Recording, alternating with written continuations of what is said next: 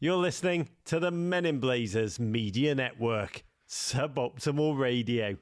Nadia Nadim sets up.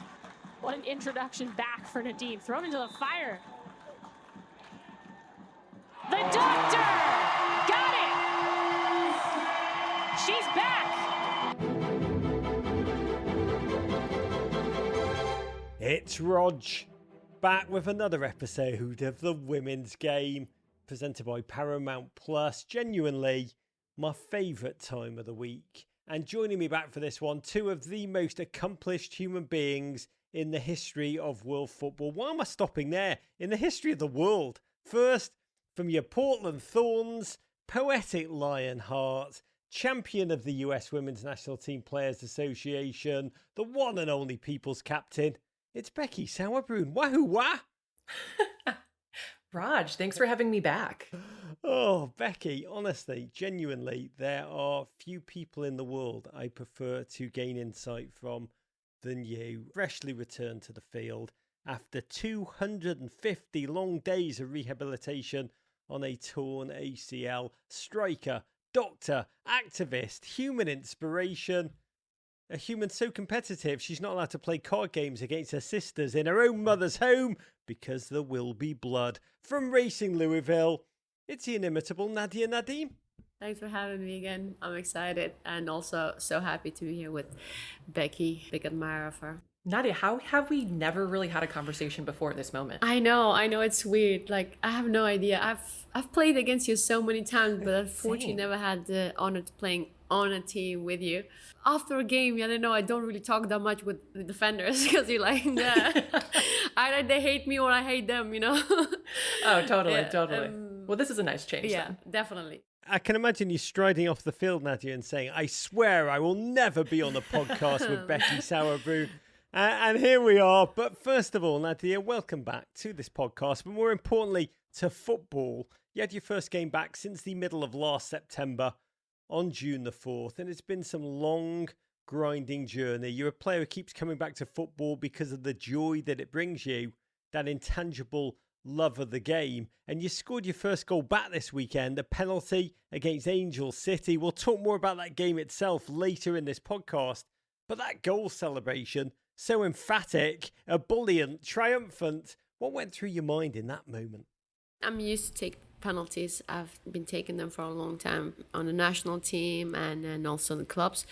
And the funny thing is, in the trainings the last month, I had 2 PKs against Kaylee Lunn, and I usually, without sounding arrogant, never miss. I missed 2 times, and 2 different trainings. And obviously I knew I want to take the penalty. And, but I just had a moment of what if? But then I was like, no, I'm gonna score. Also because she kind of irritated me. She was provoking me, showing one side. And if you do that, I just get a bit more, I don't know, motivated, I guess. And I was like, don't do that. Don't do that. So I was annoyed and irritated that I was like, I'm going to score this goal and I'm going to irritate her back. On the field, I'm a really calm person outside the field, but on the field, it doesn't take much for me to be annoyed or irritated.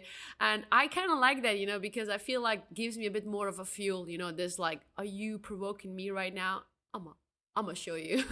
But yeah, I was super happy, to get my first goal of the season and hopefully not the last one.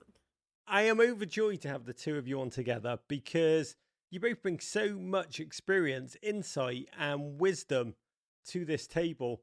And I've been thinking a lot about learnt experience in the wake of last week's faintly ridiculous story, which is not worth talking about, but the one that blew up around Trinity Rodman. Essentially, Trinity gave an interview, a pull quote was flung around social media and framed as if she was disrespecting older players.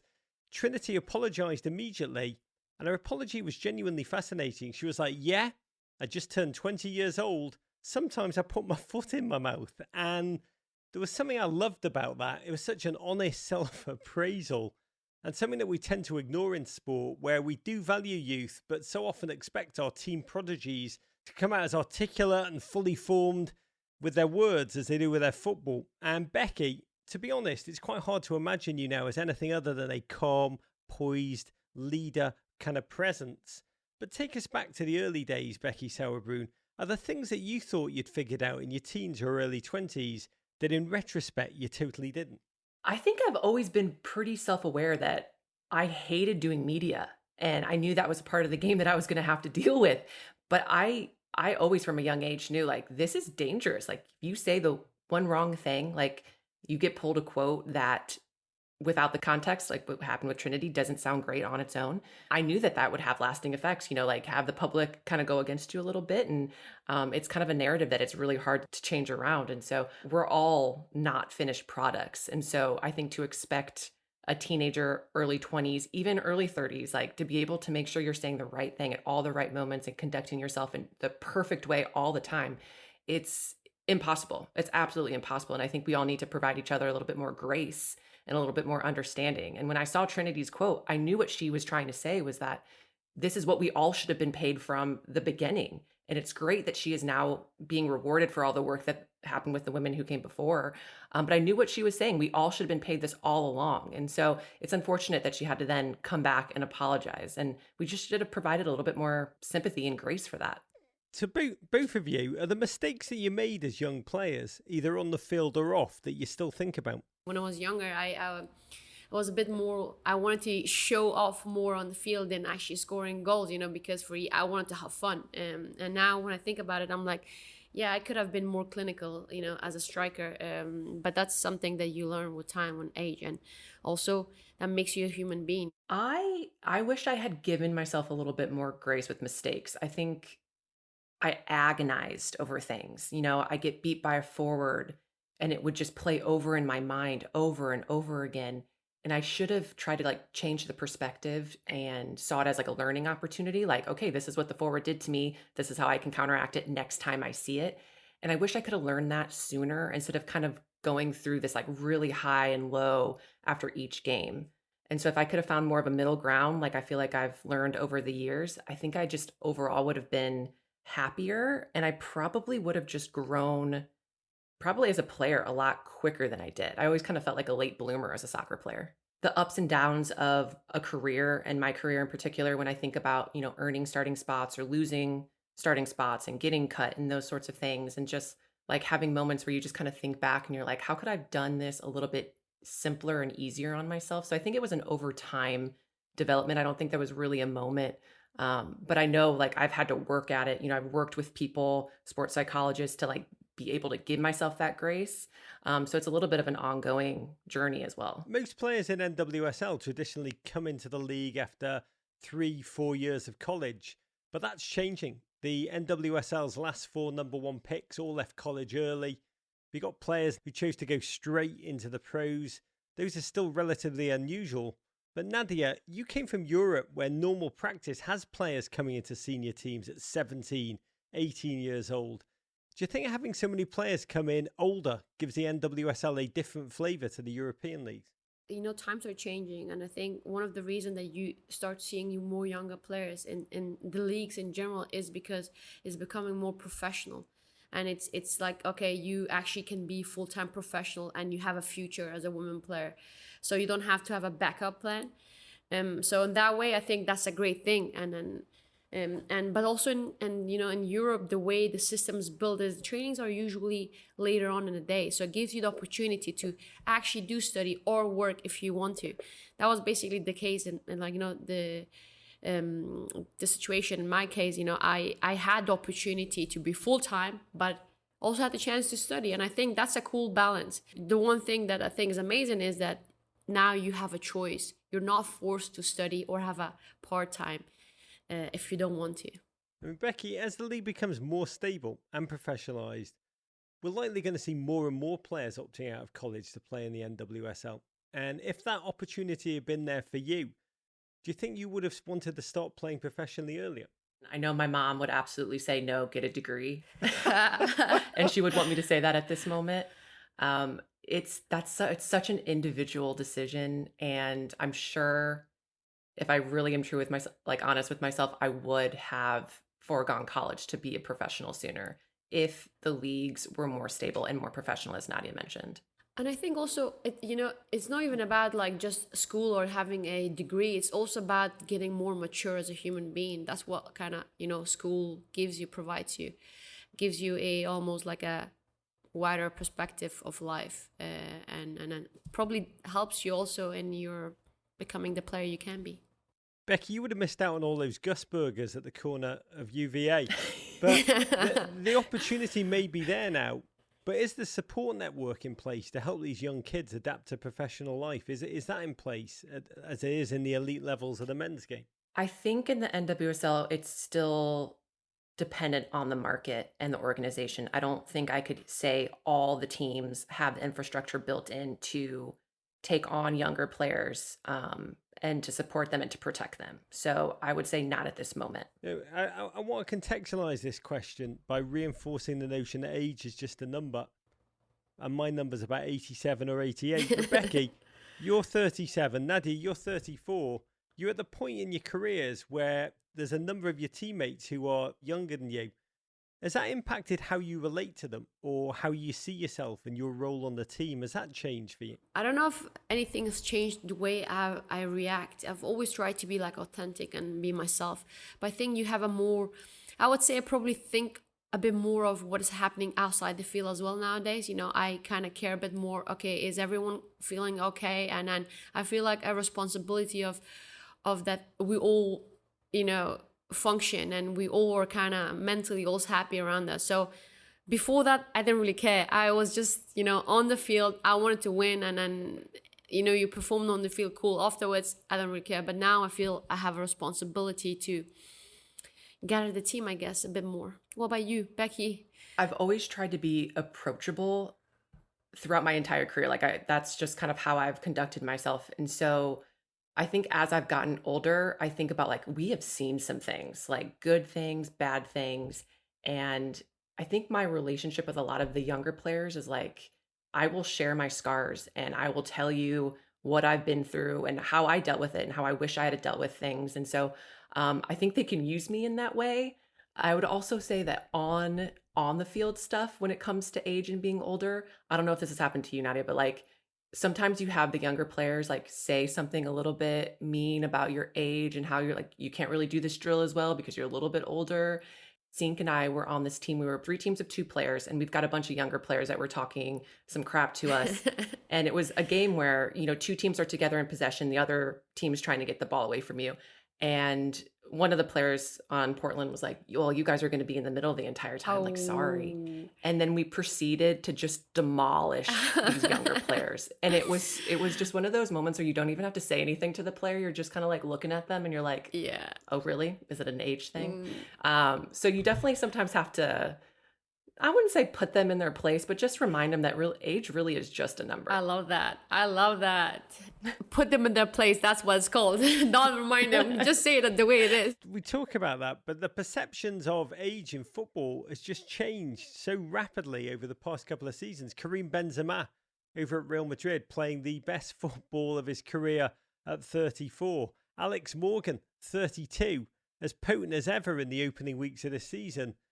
But I'd imagine there's ways in which experience of playing in your 30s is meaningfully different than playing, say, in your 20s, both from a physical perspective and from a mental and emotional one. I think you're more experienced and you're smarter on the field, definitely. You know, your decision making has become way more sharp. You know, you can, I mean, at least from my perspective, on the field, you almost analyze things a bit better and you know what decision to make, what time.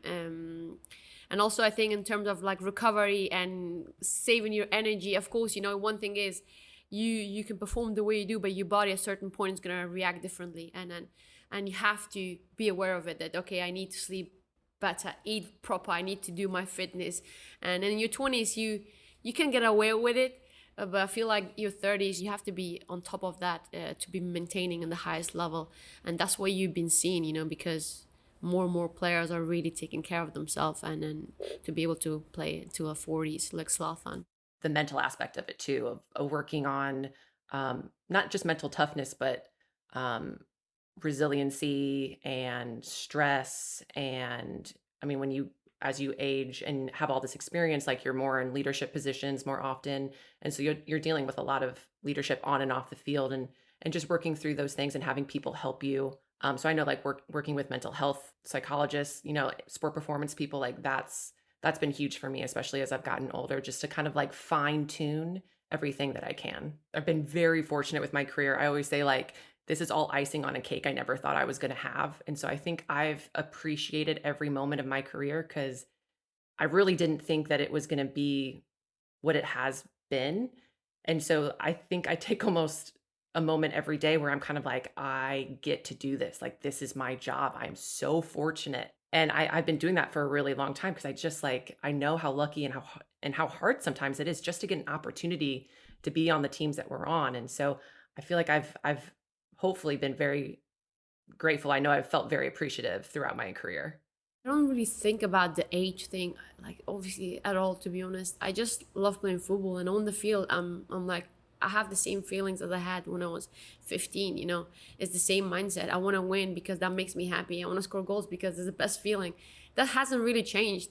So it's not like, oh, let me enjoy this a bit more. I have 2 years left. Never. I'm just happy to be alive every day. I wake up and I'm like, get to do what we love, which is playing football, and I get paid for it, which is Not bad, not bad. Yeah, no. In that regard, as a last question before we switch gears and move into all the action which went down this week in the NWSL, Becky, you've just achieved something that I think a lot of people didn't believe it was possible to achieve with the new US Soccer equal pay deal, a historic fight that you've been on the front lines of for 6 long grinding years. Nadia, you do so much outside of football, your medical career, your activism. Got the Euros kicking off in just a couple of weeks, slated to be one of the highest attended women's football tournaments of all time. Did the two of you ever take a minute, or are you just so lost in the game that you never think about how the game has changed through the arc of your career and the legacies that you're leaving? I do appreciate everything that you've achieved, and I am proud of myself.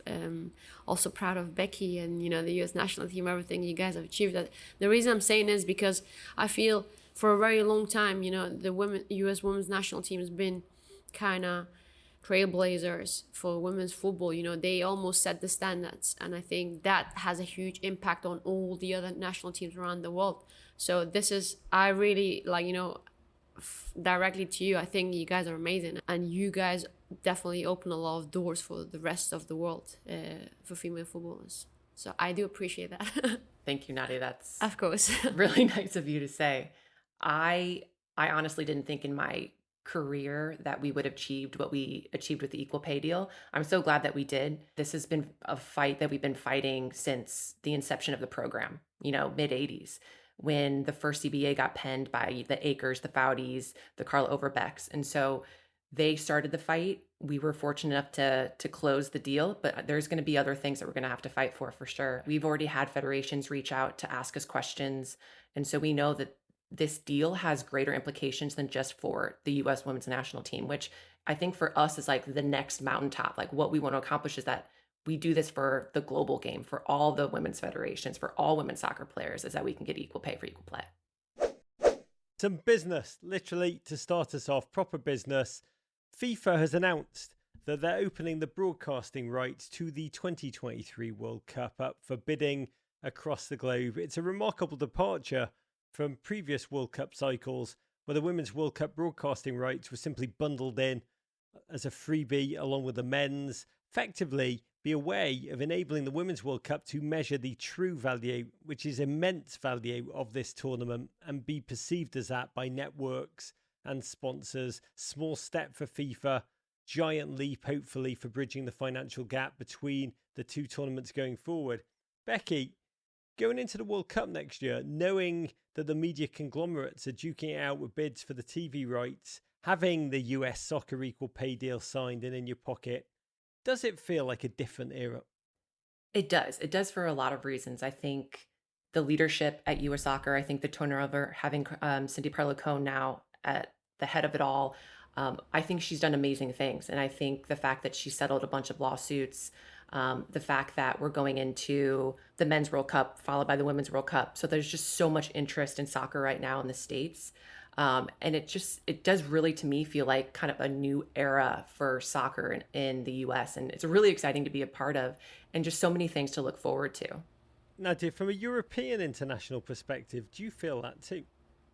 Yeah, definitely. I think, the interest has increased in the leagues, the national teams, and when that happens, you're gonna have what's happening right now, people fighting for to show women's game, and I love that. You want that because that's gonna be a part of the the next step to bring it higher levels. So yeah, and I'm super excited to feel that during the Euros. Quick note for the WSL inclined listeners out there, our friend Sam Kerr lifted the PFA Player of the Year last weekend, along with Mo Salah, after her 20 goals in 20 games magnificent season for Chelsea. This coming on the back of her Chelsea women's team snagging the first two signings of the Todd Bowley ownership era, bringing on Eve Peresse from Bordeaux, shockingly Chelsea women's first ever French player, and Lyon star Kadisha Buchanan, who will be the first Chelsea player to wear the number 26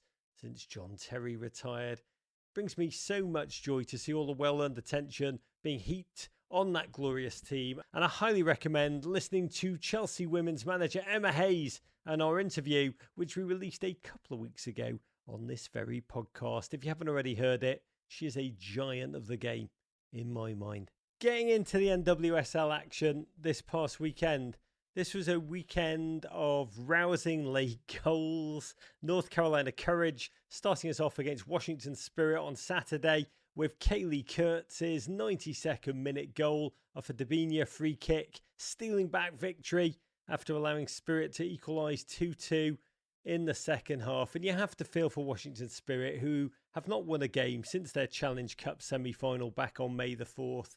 That 20-game unbeaten streak that they had going leading up into that Challenge Cup final, now chased with a 10-game winless streak. It's the second time they've conceded heartbreakingly in stoppage time within 2 weeks. They've had injuries, they've had a knackering, unforgiving barrage of midweek games. And Nadia, Racing Louisville are playing Washington on Friday. And I'm curious, when you face a team like this, which is so stock, so dangerous, so capable, but clearly tired and frustrated, do you feel that's an advantage? I think it's definitely an advantage playing a team who, is vulnerable, mentally. I don't know what they're struggling with, but it's just not going for them. And it's not because it's going greatly for us either. I think we lost last couple of minutes, conceded a PK and losing 3-2, even though we dominated the game. So I know how the feeling is. They haven't had a lot of luck lately, and this is something that you have to exploit, because if they start hitting the wall in a game, it takes extra energy for you to come back. And playing teams like that, you don't want them to come back, so cross your fingers. Next on the stoppage time train, and I'm sorry to have to bring this up, Nadia, Savannah McCaskill got the best of your Racing Louisville, as you mentioned, with a 93rd minute penalty for Angel City, an avant-garde poetic flick from Gemma Borner, and your penalty, Nadia, that we talked off at the top, not quite enough to see Louisville to a draw. And I'm curious, thinking as well about Washington Spirit, is there a difference emotionally between losing comprehensively, being well beaten, and losing in a game when you fought so bloody hard, managed to equalise, and then gone down again right at the finish? Losing is losing, Of course, you feel great that, yeah, we did play good game, but at the end, what counts is how many goals you conceded and how many, you scored. So for me, of course, it did affect the team, but it's a young team, and the more experienced players are trying to get us on track and say, listen, this is a part of the game. The season is very long, and in this league, it's so tight that if you win 1 or 2 games, you're right top 3, which is amazing. So it's just it's a learning process, and then hopefully next game we're gonna get 3 points. As Nadia said, a loss is a loss. I think the feel of it can be pretty different, but as a season goes on, I feel like it kind of evens itself out, because there are definitely games that you win because you win and you really shouldn't have won, and then you lose when you should have won, and then or you just lose because you were really bad. And the feel of all those are very different, but I feel like over the course of a season, they all even out eventually. And so, Yeah, the feel of them can be pretty bad, and kind of your preparation for the next game is dependent on how that felt. Maybe you're working yourselves back as a team from like a deeper hole where people are a little bit less confident. The soccer's a little bit more shaky, the bravery's down. So yeah, I would say there's a slight difference between them.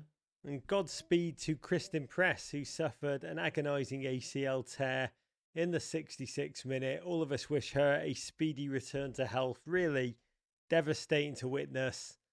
And the US roster was announced yesterday for World Cup qualifying. It's a fascinating mix of veterans and next-gen players. Alex Morgan, she's on fire. Megan Rapinoe, both back in the lineup alongside you, Becky. But more than half the players called up have no World Cup or Olympics experience. And it's thrilling to see players like 22-year-old Naomi Girma in there with just one cap to her name in a rookie season with San Diego. 23-year-old Taylor Korniak, San Diego midfielder, getting her first call up. How much of qualifying is people management, Becky? Integrating those new players into the group, establishing team chemistry ahead of the World Cup next year, all while playing the games? It's a lot of that. I mean, you're talking about players like Naomi, who had one cap, and then Taylor, who's coming in, I think, for the first time with the senior national team. And so, yeah, it's a lot of getting them on board because it's very different from the club, just the way that things are run, the way the meetings are run, how we're given information. And so there's quite a bit of a learning curve, and it takes a little bit of time. And then there's a step to the pressure that's put on national team players in these big tournaments. And World Cup qualifying, the last time I was in Mexico for World Cup qualifying, we actually lost to Mexico in the semis, and we had to do a playoff with the Europeans, and we had to do an away and home against Italy. And that just adds so much more pressure. And so it's a big tournament. And I think also with the pressure that it's not only just World Cup qualifying, it's also Olympic qualifying as well, wrapped up into one tournament. It's even more pressure. And so I think getting these players in and having a sense of that pressure and expectation, the more you can do that, the sooner you can do that, the better off they're going to be when you get into the World Cups and into the Olympics, should we qualify. How does it work from a veteran perspective on your international teams, where you are both trying to welcome and integrate as a veteran these younger players? You need them, you need that culture to succeed, but you're also competing for individual places. It is such a balance that every team is continually writing. Like, you can't be overly competitive where it's so cutthroat that you're not making any sort of relationships on or off the field. But you can't coddle players either. You can't make it easy for them because the game is not easy. The international game is not easy. So it's constantly riding that line, and you just don't want to tip over. But it's difficult. Like, you're going to have tough conversations, but also like you're competing for a spot and you want to be a starter. And if you don't want to be a starter, you shouldn't be on this team. And so it's a healthy balance, but sometimes you kind of go one way or the other, and you kind of have to right the ship if it goes off course. You want to be approachable, you want to be teaching them, you wanted to, make them feel a part of the team, but also demanding, the standards that are required for you to win games. When, I'm in the red zone on the field, I do lose my shit. I get very honest and very direct. But afterwards, I just tell them, it's like, listen, it's just because we want to, I want to prepare you. And this is, if you want to win games, you need to, this is where we have to be. And so it is a fine balance. But so far I've been working, hopefully fine. I don't know what other players think about me, but. Big result of the week, Becky. Your Thorns took the dash down 4-0 on Sunday. Almost the mirror opposite of Houston's 5-0 win over Orlando Pride last weekend. The Thorns forcing a dash own goal within the first minute, never looking back. And it's a game that saw history made.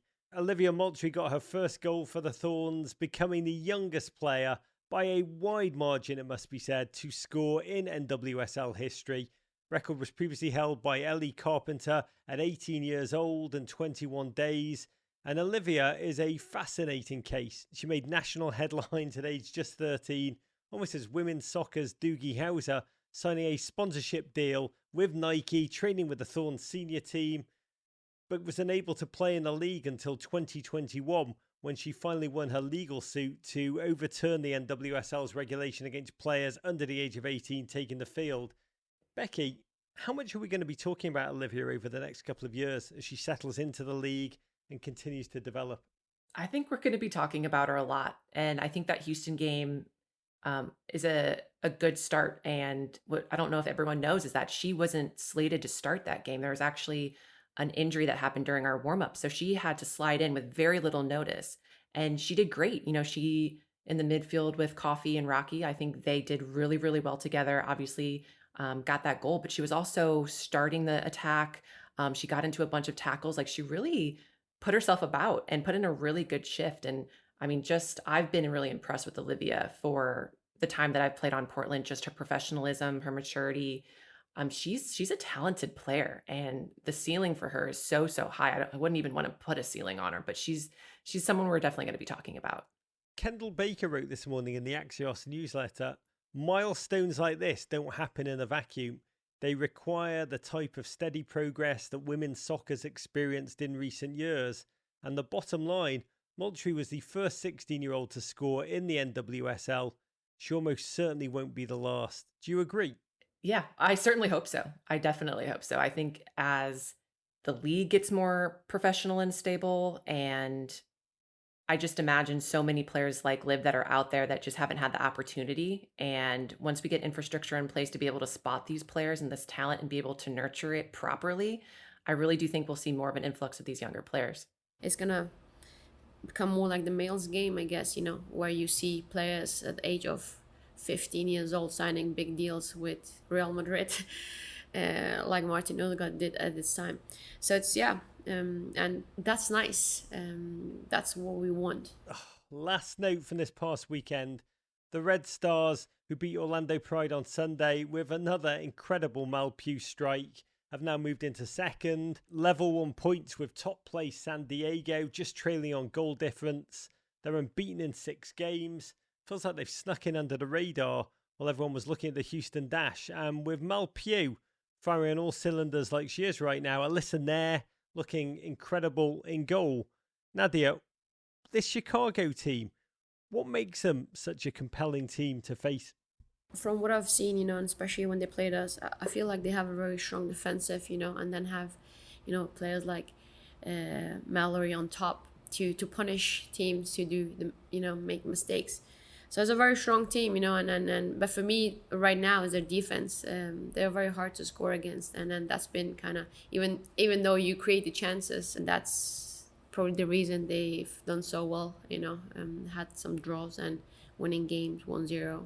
Happy for them. Happy until we meet them. Then I'm like not happy at all. Happy, not happy. To the weekend ahead, and what an intriguing slate of games we have coming up. On Friday, 7:30 p.m. Eastern Time on Paramount Plus, Nadia's racing Louisville take on the Washington Spirit. We know Nadia is looking forward to that one. On Saturday, Kristen Hamilton and the Kansas City Current go head-to-head with the Chicago Red Stars. And depending on what happens in San Diego's game, the Red Stars could potentially go top of the table with a victory. That's 8:30 p.m. Eastern Time on Double P. And at 10 p.m. Eastern Time, OL Reign take on Angel City. That game streaming on Twitch. And Becky, we saw OL Reign draw level against San Diego last Sunday with an astonishing 22-pass build-up to Jess Fishlock's equaliser. I mean, it was a stunning combination of collective team play and a exclamation point individual finish. As a defender, how hard is it to play against a team that's so bloody comfortable in possession? Can it feel like chasing shadows? Oh, absolutely. Absolutely. And when I think of the Reign, they're soccer players. They're ballers. They want the ball at their feet. They play out of things that other teams, are a little wary about playing out of. And they have very quality players, like good professionals that are all on the same page. They all kind of move. It's very fluid. It's really hard to defend against. Then on Sunday, Becky Thorns take on Orlando Pride. Pride still head coachless after the suspension of Amanda Cromwell last week. That game kicks off at 3 p.m. Eastern Time on Paramount Plus. 4 p.m. Eastern Time on CBS proper. The pièce de résistance of this weekend's slate, top of the table, San Diego Wave go to Gotham, looking to hold on to their lead. Gotham hoping to avenge the 4-0 stomping San Diego inflicted on them last time round. Midge Purse and Christy Mewis in an underdog situation. the stuff of dreams. It's the first of 3 games this season, including the championship final that will air on CBS's flagship channel. What would it mean for you guys to see more of these games airing on network TV? I know that I notice it. We're always like, oh, it's on big CBS. The days leading into the game, there's more interviews, there are more cameras around. So it generates a little bit more interest. And I've always thought if we can get on more now TV, that's so good for women's soccer. More eyes on the game, more viewership, draws more interest, which just helps so much. And so the more that we're on it, the better. I mean, obviously, it's amazing that the games are being shown because there's going to be more people watching and maybe feel inspired. More kids going to start playing football. That's part of the cycle that we want to create. Godspeed. And by the way, CEOs of major brands who are listening to this, network television. I mean, with this network television exposure, the next level, that brand exposure, that muscle that the women's game needs, deserves, warrants to go next level. Get on there. Close out the weekend, it's North Carolina Courage fighting away back up versus Houston Dash. Always dangerous, ever unpredictable. That goes down 5 p.m. Eastern Time on Paramount Plus. Visit paramountplus.com/MIBTWG. That's MIBTWG. And try 1 week of Paramount Plus free on us. It is time to sign off for the week, but I'm going to leave the last word to you two to close us out on that dose of always needed joy. And as I say every week, it is a dark world with profound challenge all around us. Becky and Nadia, can you just tell us one thing that's brought you joy this week, offering a sense that everything's going to be okay? I can go first. Very simple. I played my 30 minutes and I scored a goal and I was like, yes, let's go. First step. Very simple. Oh, simple, but wow. I am coming back from a meniscus surgery and just getting minutes back. It's such an accomplishment. And from an ACL and then to score a goal, that's congratulations. That's truly I kind of know what it feels like, but I haven't scored a goal, but just to be on the field again feels so good. For me, we just came back from a long road trip, and on this road trip we had an hour of team bonding is what it said on the schedule. And all of us are like, oh no, it's going to be forced team bonding. That's the worst. But actually we all just got together in the meal room and you could do whatever you wanted to do. It was just, you had to be in the room and present. And so people were playing Settlers of Catan or Dutch Blitz. And then I was playing Mario Kart, and I played Mario Kart against my assistant coach. And I was thinking what a lovely, easy, simple thing that I'm doing right now, but never would have happened unless there was, forced team bonding on the itinerary. So that brought me joy. Hooray for forced team bonding. Amazing. Yes. The world needs more forced team bonding. That's the conclusion I'm taking from this. God bless, Godspeed to you, Becky Sauerbrunn. Thanks, Raj. And Nadia Nadim. Thank you. Appreciate it. You do not know the tech challenges Nadia battled just to be here with us. but we will be back next Thursday. Godspeed, America, and courage.